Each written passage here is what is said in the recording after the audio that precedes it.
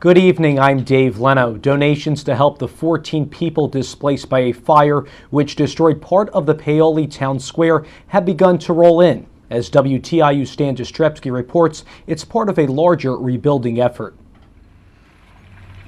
Bulldozers have begun to clear the streets in Paoli, and cleanup crews are shoveling debris out of the road and into large piles of brick and twisted metal.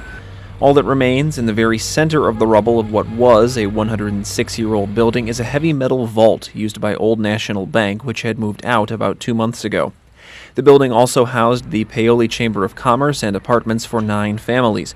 Orange County Community Foundation Executive Director Imogene Dedrick says donations to help those families are coming from across the continent.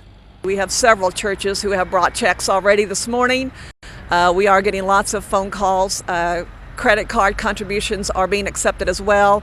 I received a call this morning from Canada, as far away as Ontario, Canada, from a gentleman who had heard about it and made a contribution. Dedrick says the property's owner has not decided what will become of the west side of the square once cleanup is complete. Investigators are still trying to determine what caused the fire, which took crews from 16 departments to extinguish. Despite the help, a lack of water pressure hampered efforts to put the fire out before the building became unsalvageable.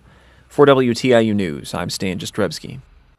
The lame duck session of Congress began today. Several new faces are part of the 111th Congress, including Indiana Republican Marlin Stutzman. Stutzman will complete the term of Representative Mark Souder.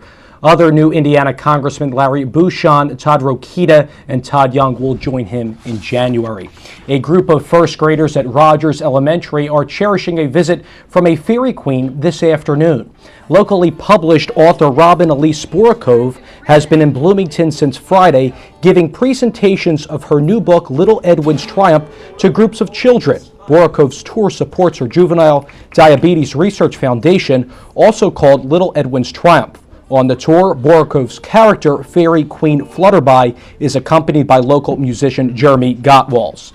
And now it's time for your weather forecast. Tonight, mostly cloudy, lows in the mid-30s. Tomorrow, mostly cloudy, with a 40% chance of rain in the afternoon, highs in the lower 50s.